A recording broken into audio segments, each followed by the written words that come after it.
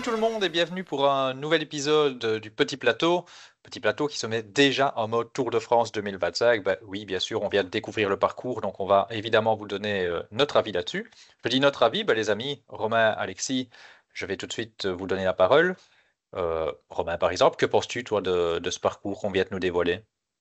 Salut tout le monde. Effectivement, moi, je vais avoir un avis assez tranché pour une fois. Je suis assez déçu.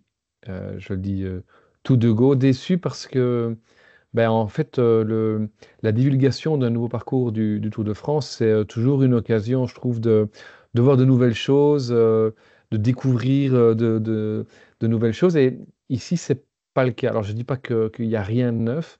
On va évidemment pouvoir en reparler dans cet épisode, mais de manière globale, je trouve que on a ici, on est face à un tour qui est d'un classicisme qui, moi, me dérange un peu.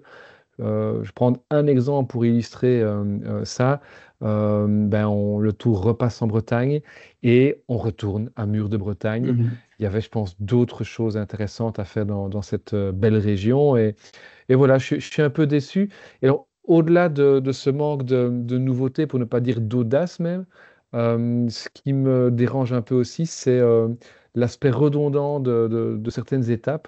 Là aussi, un exemple, sans rentrer dans le détail, mais si vous prenez les 5 étapes de haute montagne au programme de ce Tour de France 2025, en gros, on a 5 fois le même profil et donc on risque d'avoir 5 fois le même type de course. Alexis, ton sentiment, toi, Oui, sur ce je suis tour? assez d'accord.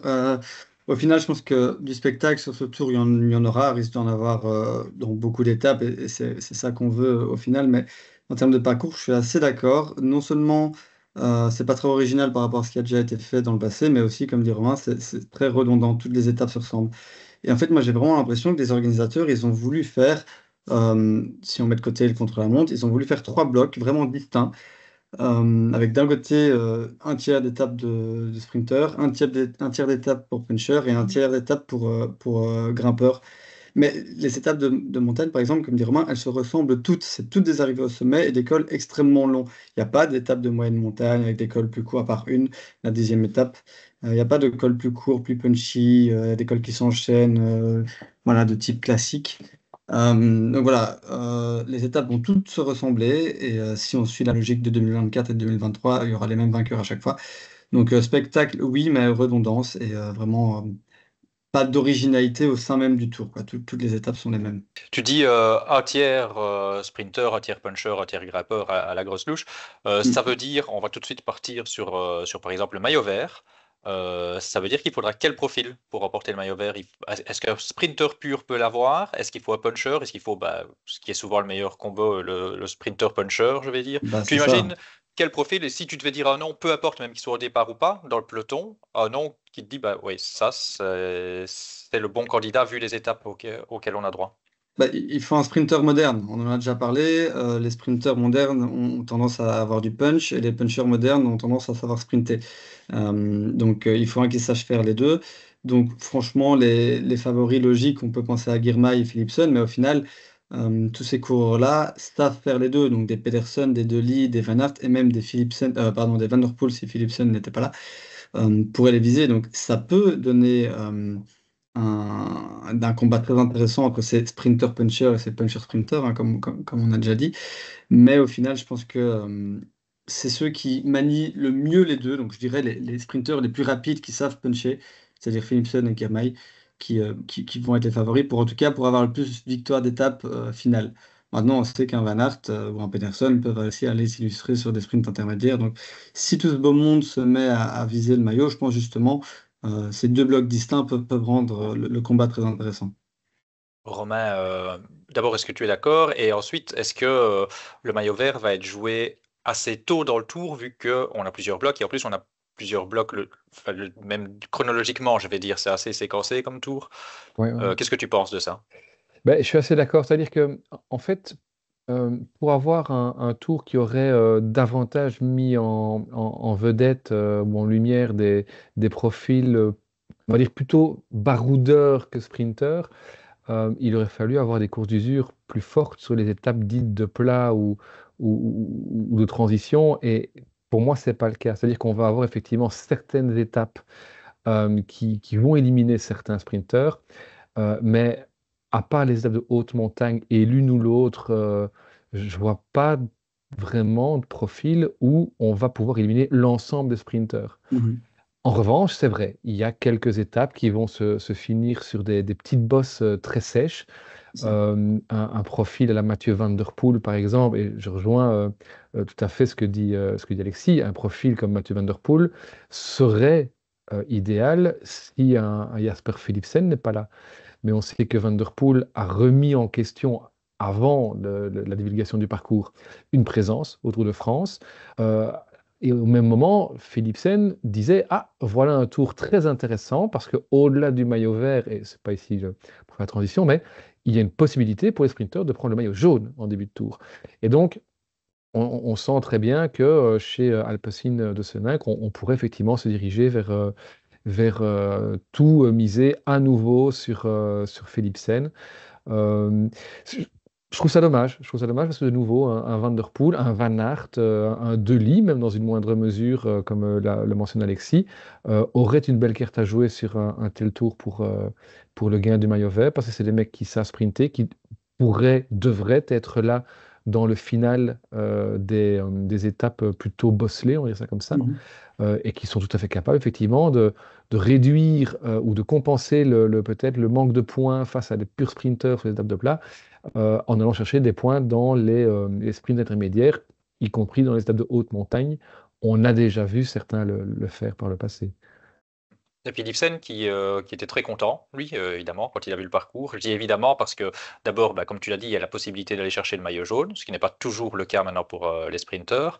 Et puis, lui avait l'air de dire qu'effectivement, c'est un parcours qui est bien pour lui parce qu'il va Mhm. mettre en difficulté les sprinteurs qui passent moins bien que lui. Il a dit, bon, mur de Bretagne, ok, trop dur pour lui, mais pour le reste, il est assez content de la première semaine. Donc, ça rejoint assez ce que tu dis, pardon.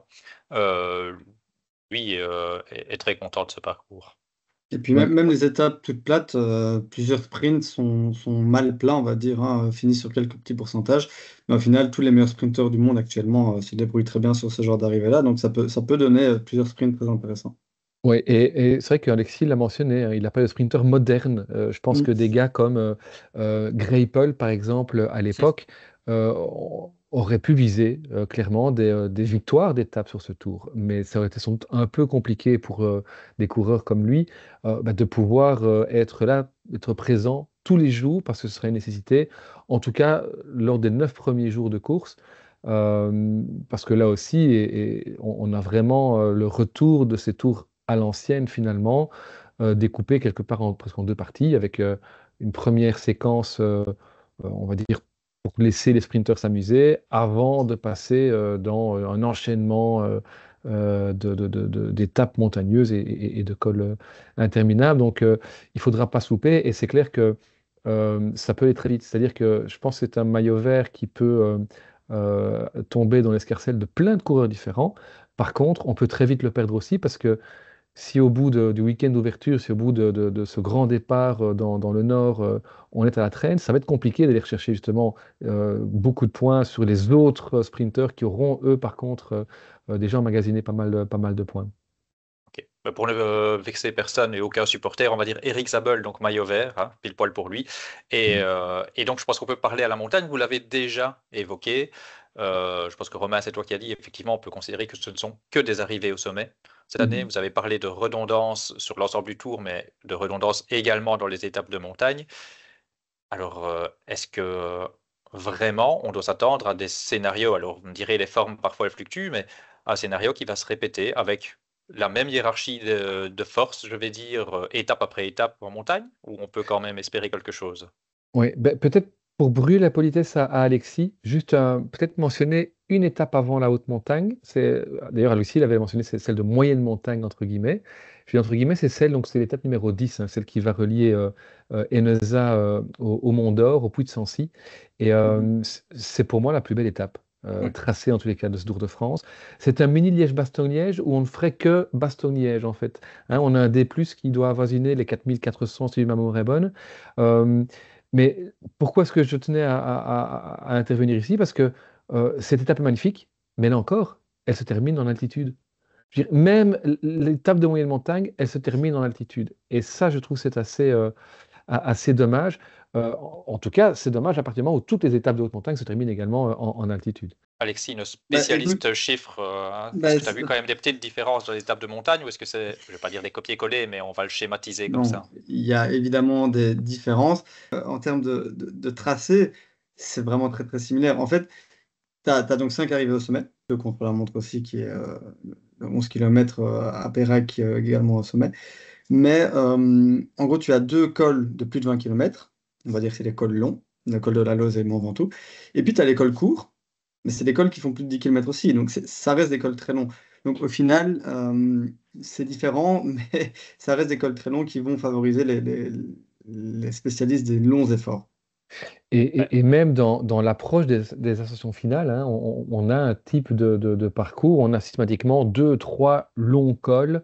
Ce Mhm. sont des profils, hein, si on regarde, ça monte, ça descend, ça monte, ça Sauf le descend. Mont Ventoux, en fait.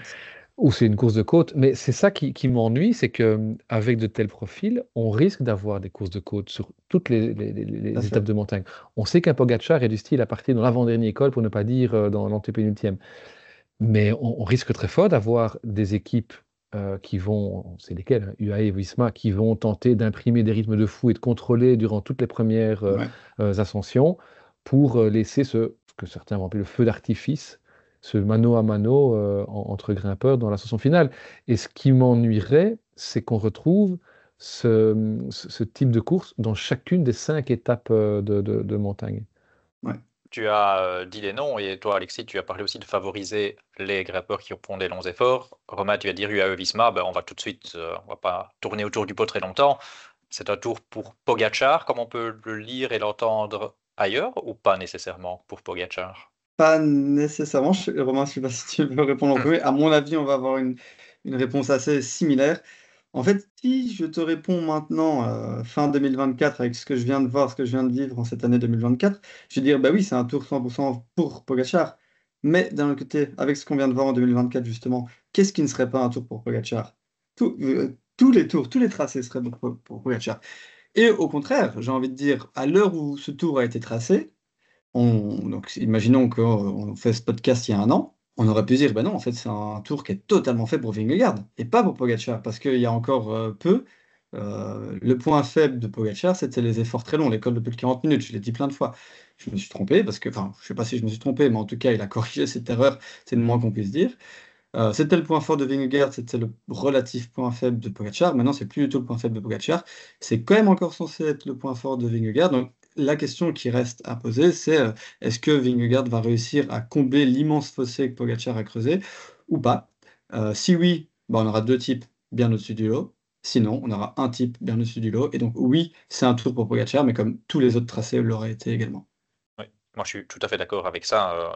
Et effectivement, on a vu en 2024 les progrès de Pogacar, mais moi je me rappelle, et je suis toujours de cet avis-là, que ce que j'ai dit après le tour, celui qui m'a le plus impressionné, c'est Vingegaard.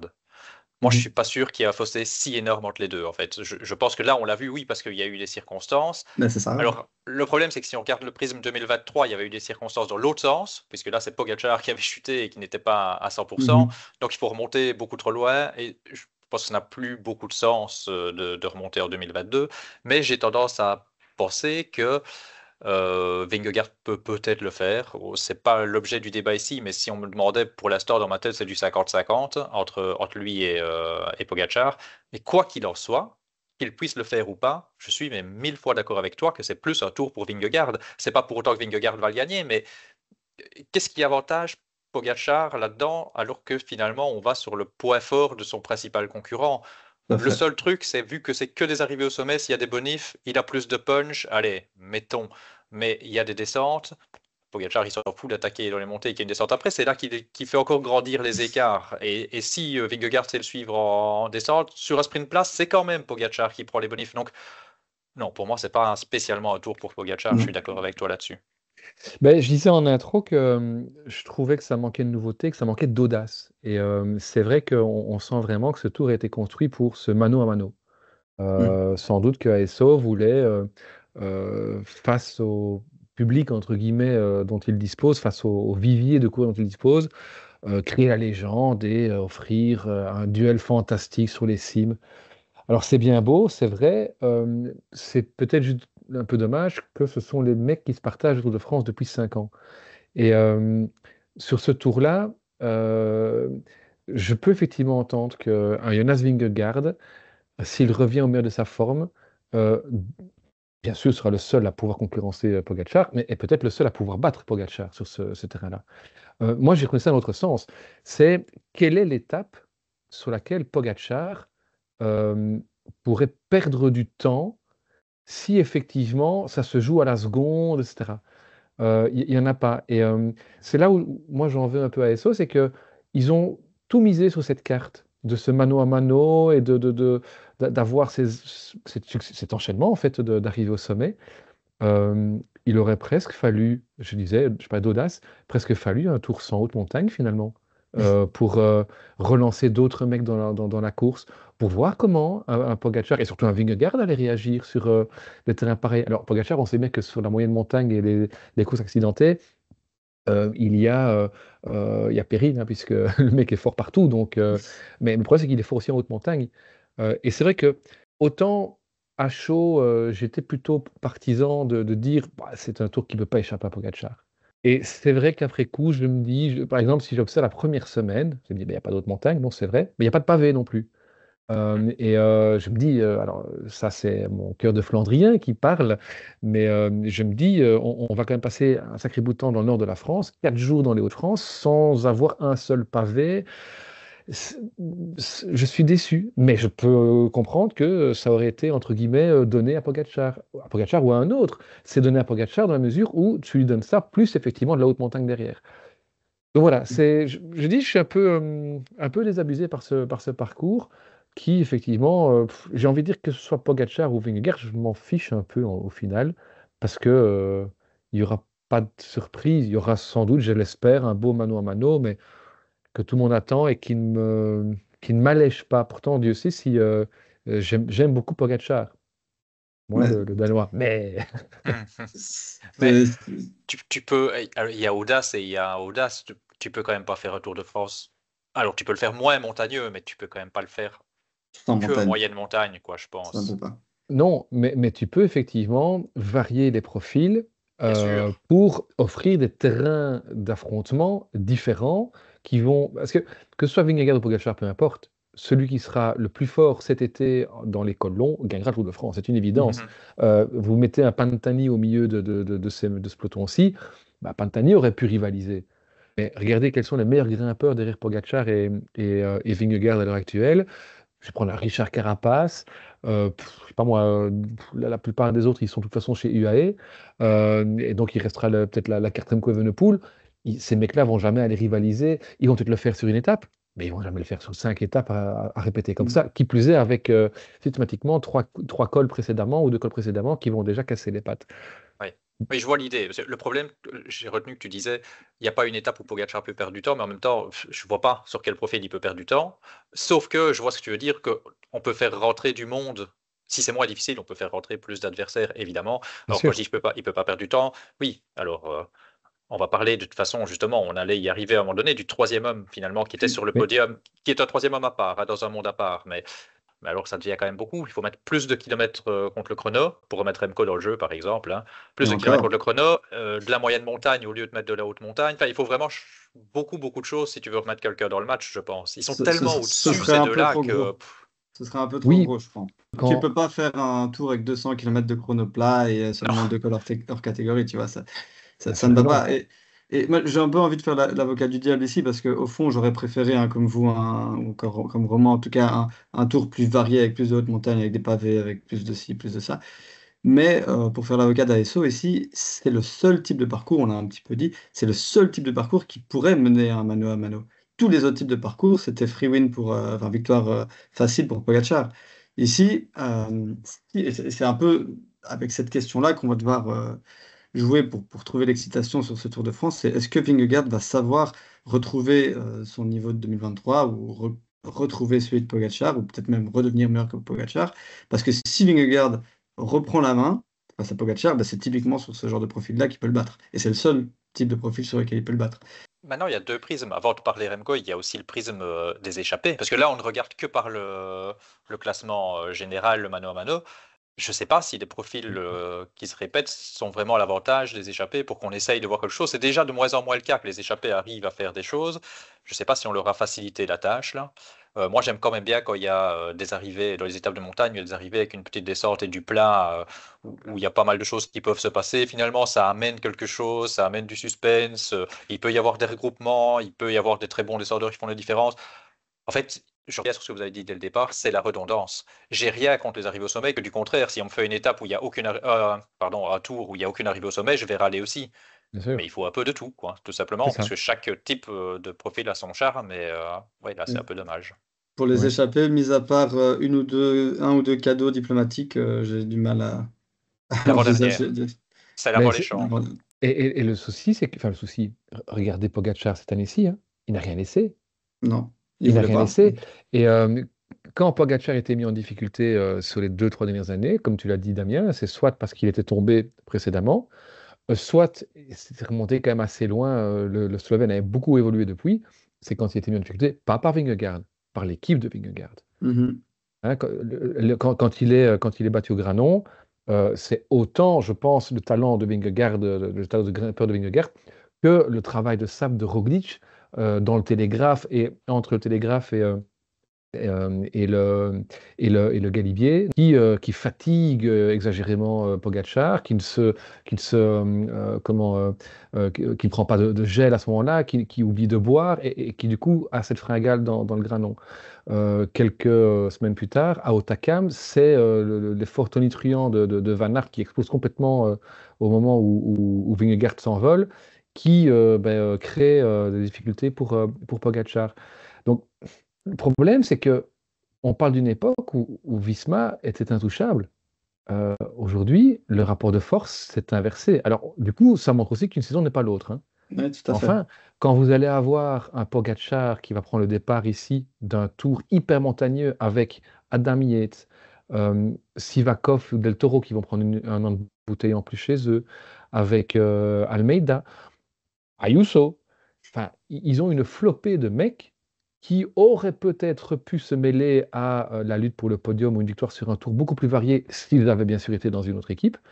Et là, on va avoir vraiment ce mano à mano où, effectivement, l'avantage de l'équipe va jouer, je pense, enfin, en tout cas sur papier, cette année, plutôt pour Pogacar que pour Vingegaard. Même si, de nouveau, il faut voir comment vont évoluer les coureurs. Et il y a aussi du moment chez Visma, bien évidemment, hein, mais enfin. Ouais, moi j'ai deux choses sur lesquelles j'aimerais réagir. L'équipe, pour moi, ça a une importance, hein, mais peut-être un peu, je vais la tempérer. Pour moi, ça n'a marché, ce qu'ils ont fait au Granon, que parce que c'était l'époque où Roglic était encore un candidat crédible à une Ouais, victoire finale. Bien Parce sûr. que là, on peut dire ils ont Simon Yates qui peut faire quelque chose, mais Pogacar, il va pas regarder Simon Yates, hein. il peut lui laisser 10 minutes. Voilà, c'est ça. En fait, là, le problème, c'est il s'est senti obligé, en tout cas, de sauter dans la route Roglic. Et ils étaient deux leaders contre lui. Si t'as pas deux leaders, Pogacar, il peut laisser partir. Et comme tu dis, en plus, il a l'équipe pour ramener Mais dessus si voilà. nécessaire. Donc, voilà.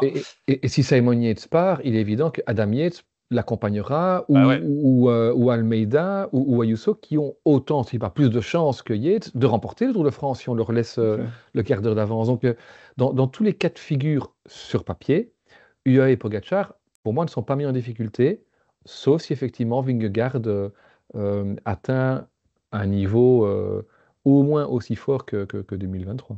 Oui, alors, on va se moquer de moi avec ce que je vais te dire là. La deuxième chose que je voulais dire, je sais hein, qu'on va me tomber dessus, et peut-être même vous, les premiers. euh, Pogacar, il n'est pas infaillible. Qu'est-ce qui s'est passé encore sur ce Tour de France? Un Vingegaard qui revient du Diable Vauvert, il y a une étape, il le bat au sprint, mais s'il veut lui prendre du temps, il lui prend du temps, hein.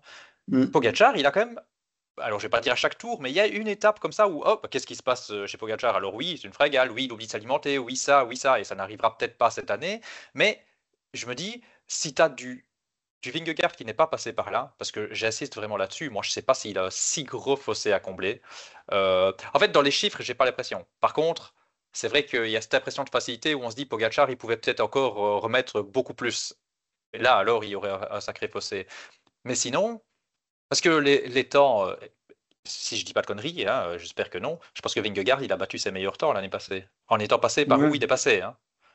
parce que on va pas faire le débat ici du monoxyde et de machin chouette, mais parce qu'il y a eu quelque chose manifestement pour peut-être pas tout le peloton, mais globalement les performances ont augmenté. On a déjà fait un épisode là-dessus, on renvoie les gens vers ça si ça les intéresse. Donc voilà, ce mec-là qui bat ses performances par où il est passé, je me dis que s'il n'a pas de soucis ici en 2025, il va répondre présent.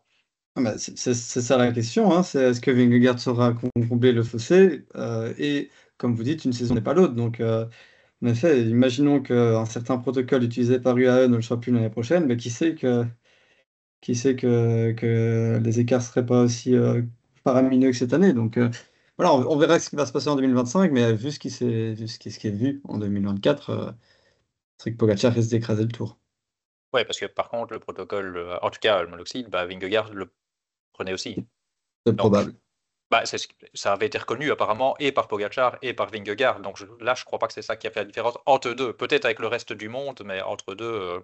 je suis pas sûr. Je Ça, sais ça pas, a à été voir. reconnu, on va pas débattre de ça, mais l'utilisation pour détecter la VO2 max, mais pas, Mhm.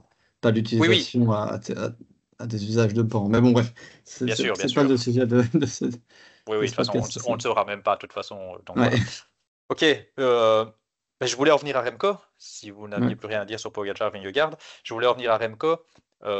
Bon, à mon avis, c'est que Remco, il peut pas se mêler à la bagarre, malheureusement, hein. Je pense qu'il y a un monde, mais, euh, mais il a donné des signes hyper positifs l'année passée.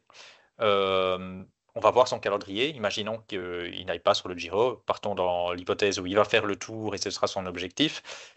Euh, Ce sera évidemment un candidat au podium, peut-être le favori pour la troisième place.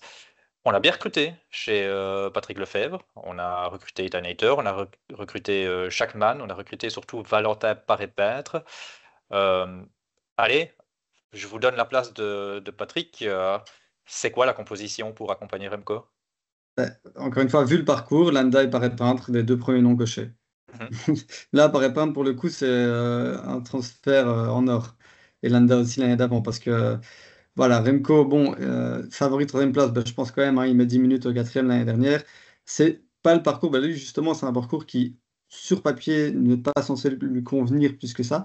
Mais Remco nous a tellement habitués à nous bluffer et s'est tellement amélioré sur les longs cols que, voilà, podium, ça, grand, grand, grand favori.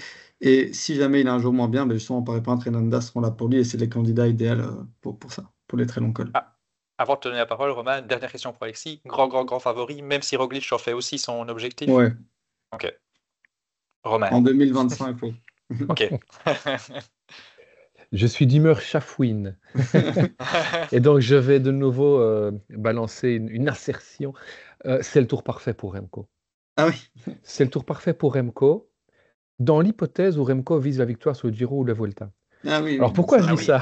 oui. Ah bah oui, pour le maillot à Parce ça, on est que, trois, oui. d'accord. et il l'a dit, il voudrait gagner un nouveau grand tour en 2025. Et Oui. pourquoi je dis que c'est le tour parfait? Parce que c'est un tour ça va être compliqué cette année-ci de doubler avec un autre grand tour, hein. Donc, si Pogacar et Vingegaard viennent faire le Tour de France à fond, ça va être difficile d'aller chercher le Giro et la Vuelta en même temps, tout en étant à fond. Même si on a bien vu que On n'ose plus Pogacar rien. voilà, donc il faut quand même. Mais c'est peut-être effectivement une chance offerte à Remco d'aller chercher C'est vrai. un Giro ou une Vuelta, ce qui n'empêche pas Remco de venir avec des ambitions sur ce tour. Et c'est vrai qu'on a une première semaine qui est assez intéressante. On pourra voir Remco Evenepoel en jaune au premier jour de repos, hein. On a quand même un chrono. Il y a quand même des choses positives dans ce tour, dans ce tracé, même si globalement je suis déçu. Mais le chrono de Caen, ça fait bien longtemps qu'on n'a plus eu un chrono individuel d'une longueur de 33 km. Ces dernières années, on était plutôt sur un total de kilomètres contre la montre qui était de l'ordre de 30 même voire un peu moins de kilomètres, dont la moitié ou tous en montée.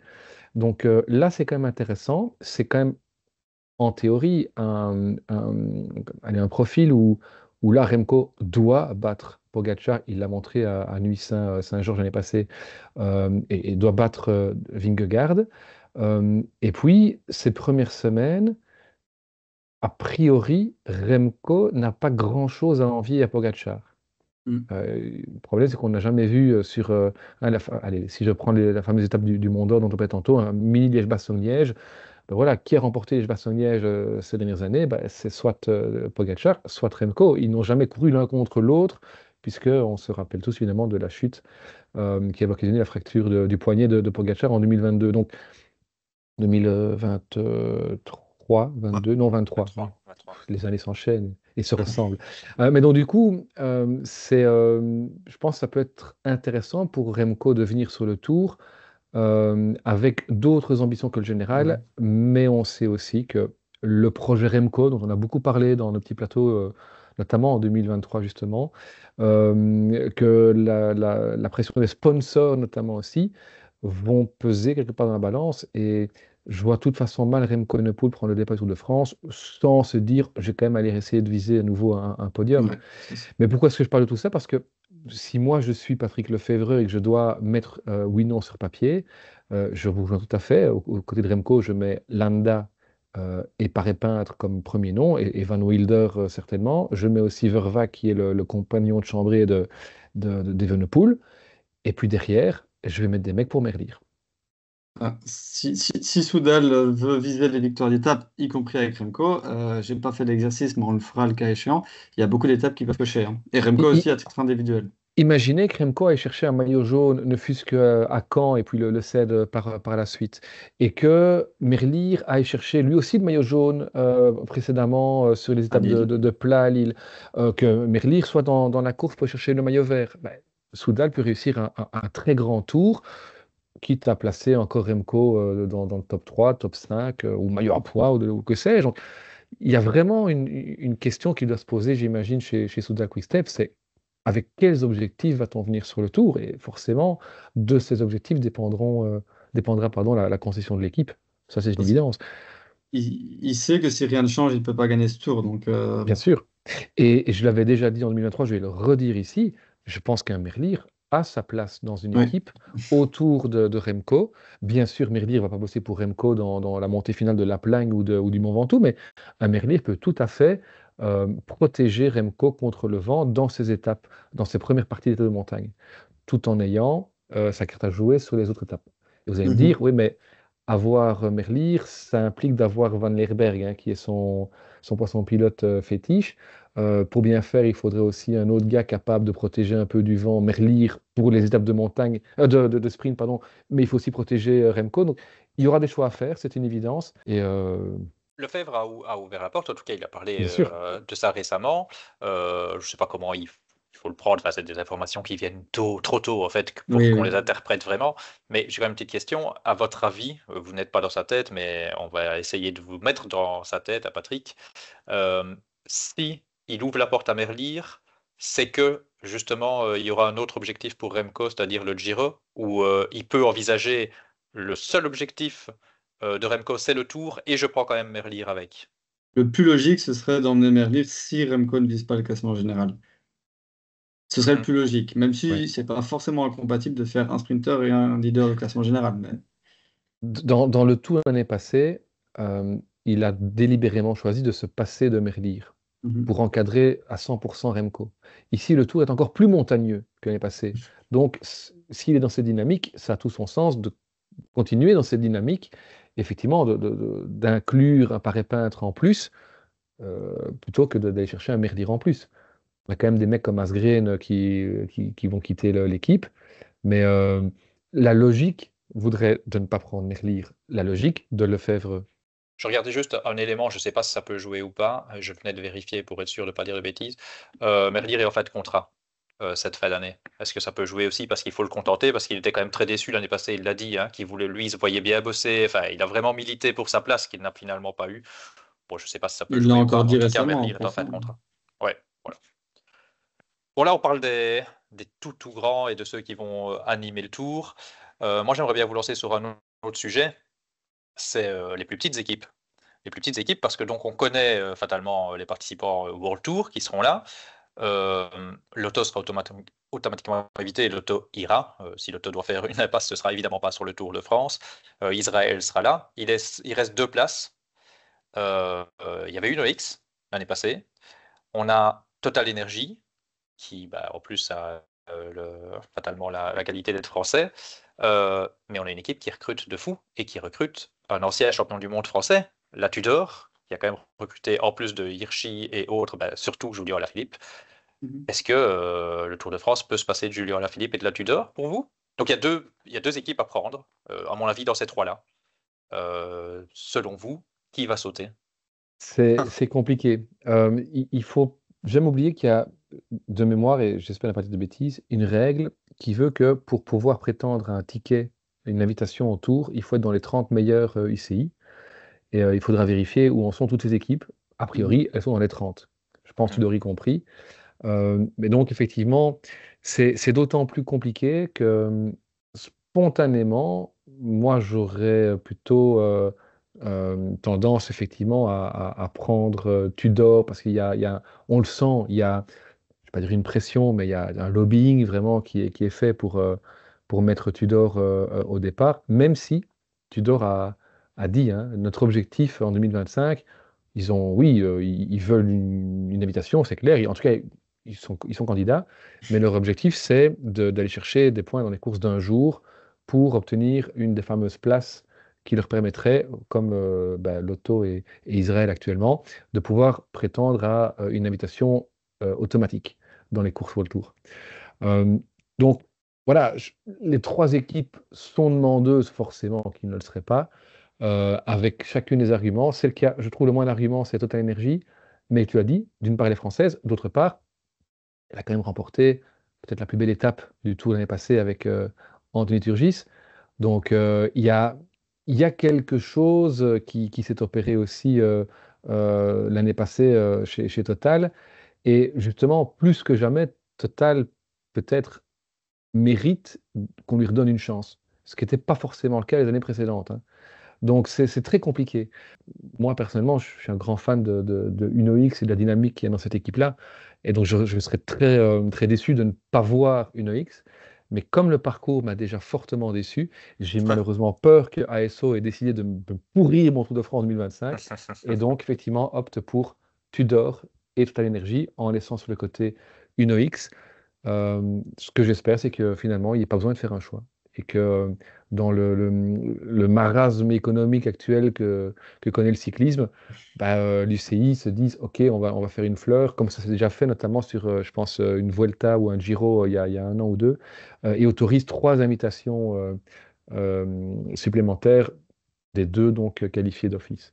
Je pense, si je dis pas de bêtises, que Cyril Saugret, qu'on avait reçu en début de saison, milite assez pour ça, en réduisant le nombre de coureurs alors par équipe, pour pas faire grossir le peloton. Voilà. Bon, après ça se fait pas comme ça, mais ouais, je sais pas. Alexis, ton avis, toi, sur les Moi, invitations? je vois bien Inox. D'ailleurs, Alexander Christophe, dans son interview d'après présentation, n'avait pas l'air de douter de la participation d'Inox. Il disait, je suis très content qu'il y ait de nouveau l'arrivée sur les champs, parce que j'aime beaucoup cette arrivée, etc. Donc voilà, il a l'air d'être confiant. Je vois bien pourquoi pas aussi Dekne Sund renaître un petit peu de ses cendres et venir profiter des très longues étapes de montagne.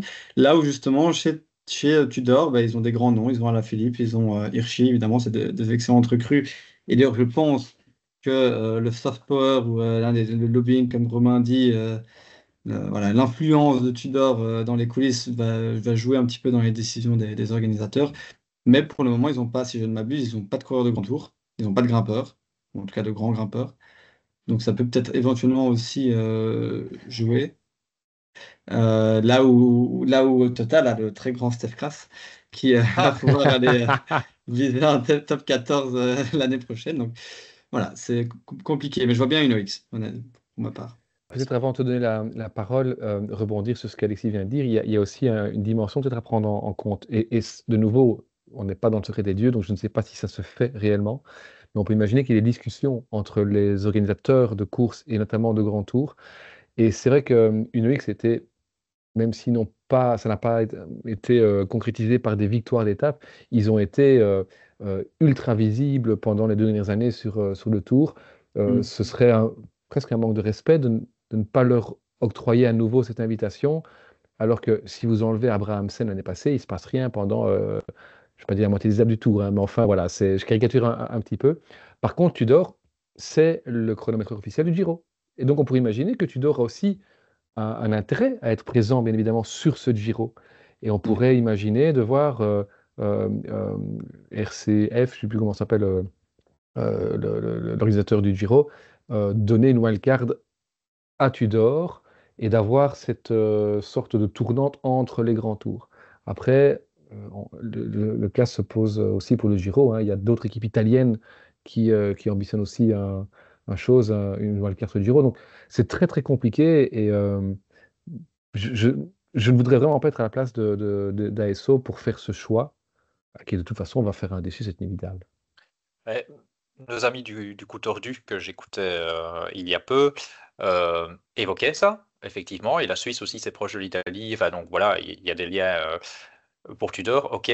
Par contre, ils disaient quand même, est-ce que ça ne tournerait pas? Est-ce que c'est inenvisageable? Et ils se posaient même la question, ils n'apportaient pas de réponse là-dessus, que les organisateurs se consultent, entre guillemets, et pourquoi on ne Mhm. tournerait pas un petit peu? Pourquoi est-ce que c'est pas une OX qui irait sur le Giro cette année? La Tudor sur le tour, ou est-ce que la Tudor doublerait?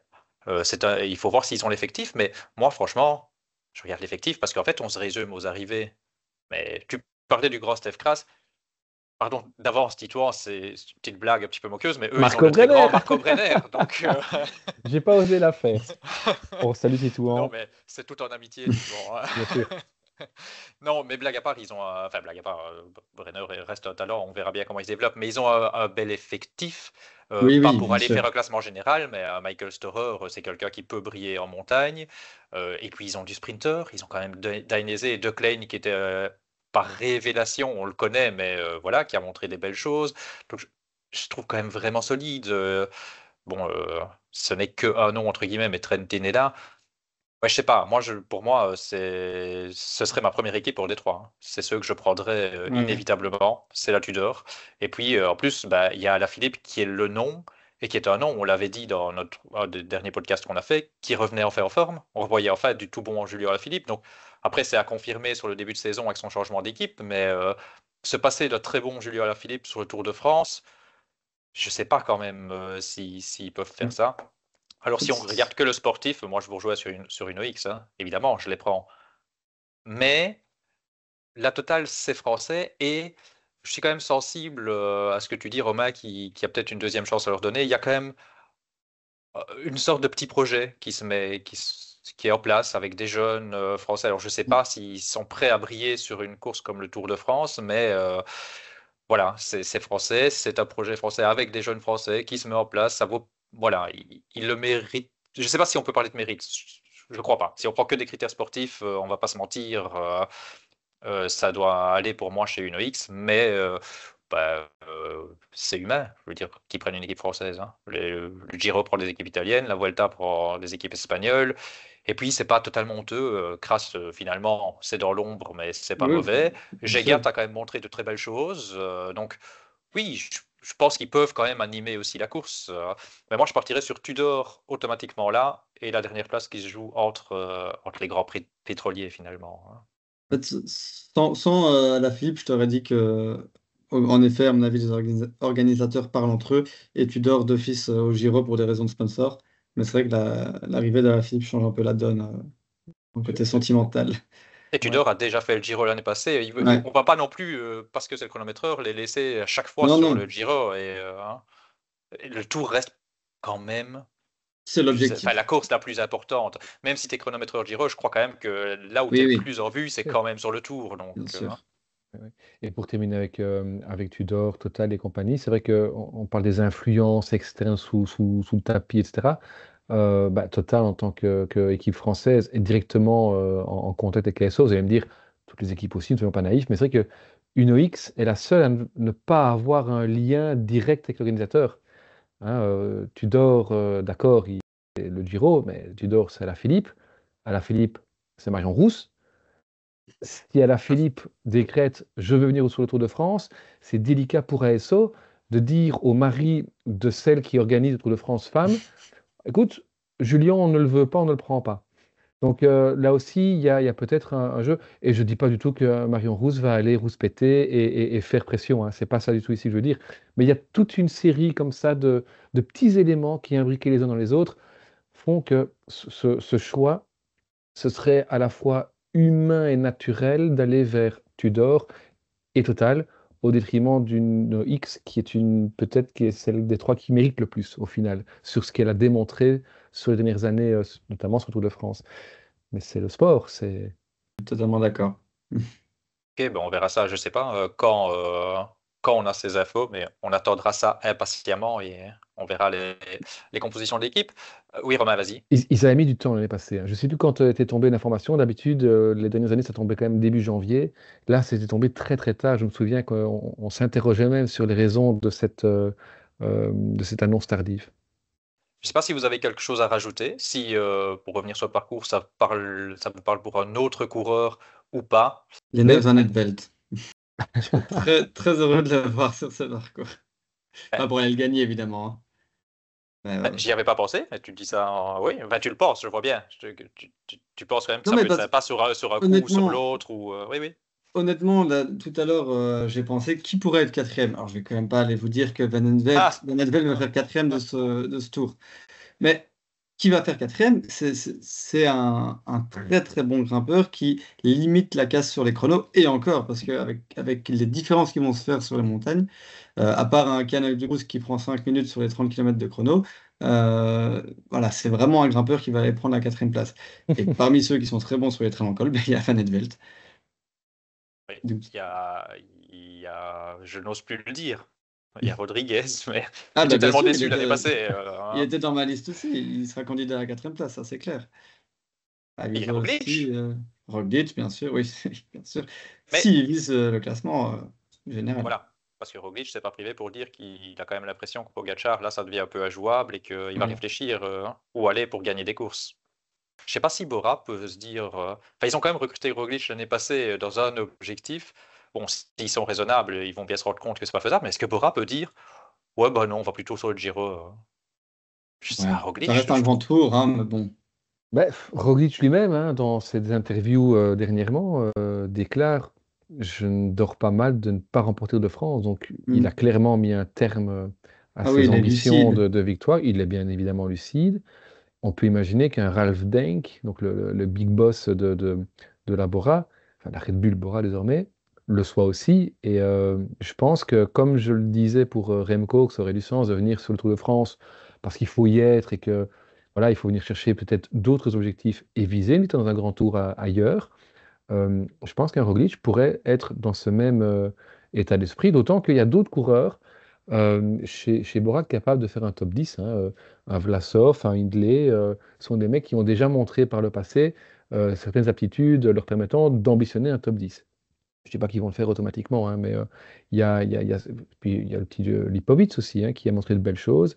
C'est évidemment fort tôt pour le propulser là, dans un top 10 de ce type de Tour de France. Mais voilà, ça va être compliqué et il va falloir voir. On sait que le Tour de France, c'est peut-être la course sur laquelle une équipe vient en se disant, si on est dixième, on a réussi notre tour, quoi. On a réussi notre course. Donc, il y a certainement des équipes qui vont venir dans cet objectif-là. Mais est-ce que ce ne serait pas décevant finalement pour une équipe comme Bora de venir en se disant, ouais, si on fait quatrième, allez, peut-être trois, on sera content, on aura réussi.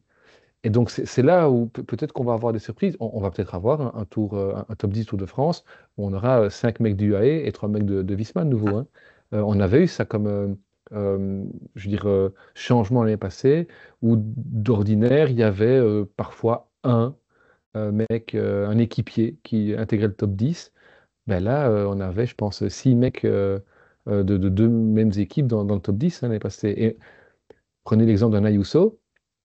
Un long chrono, il est bon sur le chrono. Des longues montées, il est bon dans les longues montées. Ah, voilà un mec qui est capable de chercher une 3, une quatrième place. Mais est-ce qu'un Ayuso va vouloir venir faire le larbin sur le Tour de France, avec tout ce qu'on a déjà vu en 2024, en sachant que ce Tour de France va peut-être encourager Pogacar à ne pas aller de nouveau sur la Vuelta?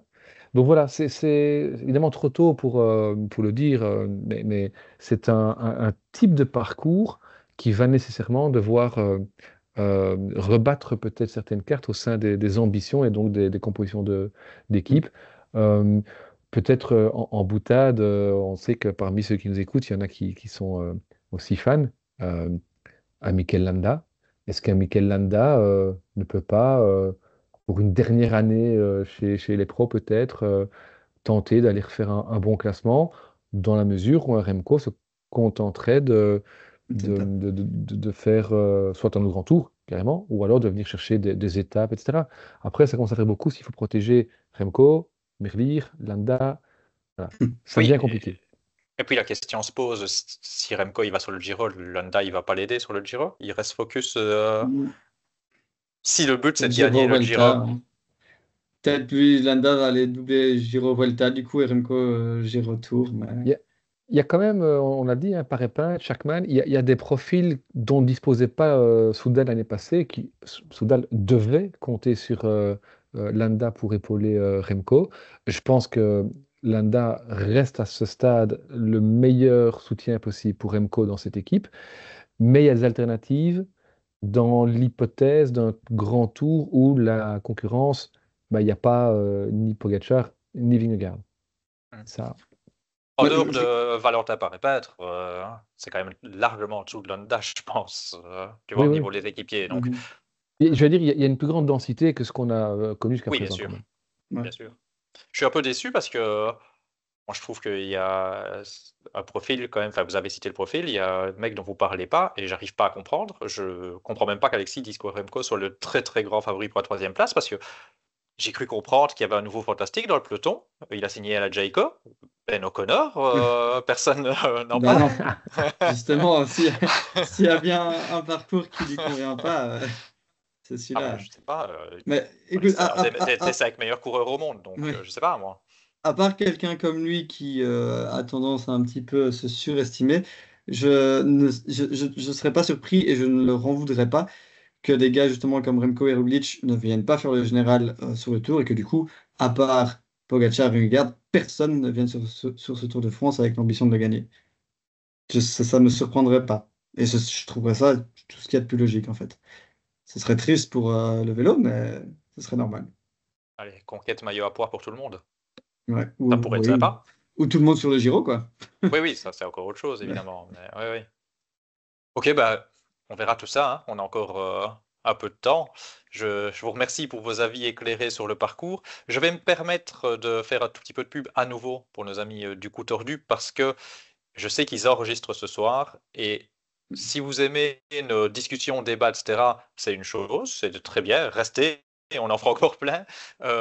Mais si vous cherchez une présentation vraiment hyper détaillée, ce que nous on n'a pas fait, parce que ce n'est pas spécialement notre marque de fabrique, parce que ça se fait ailleurs, etc., bah, je pense que eux le feront certainement assez détaillé. Donc bah, allez les écouter si vous voulez un complément un peu différent de ce qu'on fait ici, bah, n'hésitez pas à y aller. Moi je ferai ça d'ailleurs dès qu'ils l'auront mis en ligne. Je pense que là il y aura une belle présentation. Donc voilà. Et d'ici là, ben, on se retrouvera très bientôt pour Ouais. un prochain podcast. On continue à essayer d'animer un petit peu l'intersaison. Et donc, je vous dis à bientôt pour un prochain numéro. Ciao, Ciao, ciao! ciao. Ciao, Salut, salut. ciao!